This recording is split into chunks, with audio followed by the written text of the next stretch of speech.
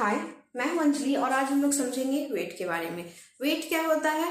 Wait होता है एक फोर्स, बट हम लोग ऑर्डिनरी लैंग्वेज में कोई भी सामान बाय करने टाइम उस चीज का वेट बोलते हैं। जैसे कि हमें उस चीज का वेट कितना है, तो वो सामने वाला बोलता है कि 2 kg है या 5 kg है, but that is not weight, that is mass. वो उस चीज का मास है, ना कि वेट है। मास को ही केजी में डिनोट किया जाता है, या फिर मास का ऐसा यूनिट केजी में होता है। वेट तो एक फोर्स होता है, तो वो हम लोग फोर्स के बारे में कैसे बात कर सकते हैं कि उस चीज का फोर्स कितना है?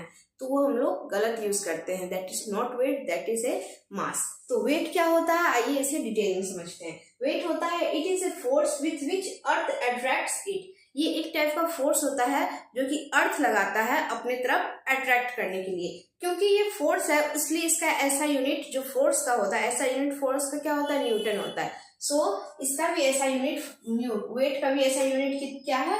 न्यूटन है। क्योंकि फोर्स का ऐसा यूनिट न्यूटन होता है, और वेट एक फोर्स है, एक टाइप का फोर्स है जो अर्थ अप्लाई करता है, तो इसका भी ऐसा यूनिट न्यूटन होता है, जो कि एन से डिनोट होता है।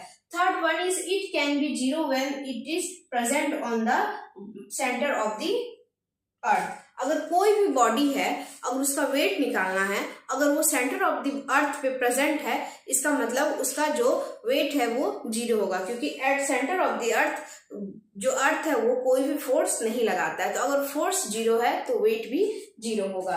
और third one is that it is a vector quantity. Why it is a vector quantity? क्योंकि जब हम लोग वेट मेजर करते हैं तो वो हम लोग 2 न्यूटन नॉर्थ या 2 न्यूटन साउथ करके मेजर करते हैं। उसमें मैग्नीट्यूड और डायरेक्शन दोनों रहता है। It has both magnitude and direction. अगर मैग्नीट्यूड और डायरेक्शन दोनों है, इसका मतलब वो एक वेक्टर क्वांटिटी है, मतलब वेट एक वेक्टर क्वांटिटी है। अगर आप इसे और डिटेल में समझना चाहते हैं कि वेट और मास में क्या डिफरेंस होता है, तो आप मेरे चैनल डॉट्स ऑफ स्टडी पे जाके इसका डिटेल वीडियो देख सकते हैं। Thank you for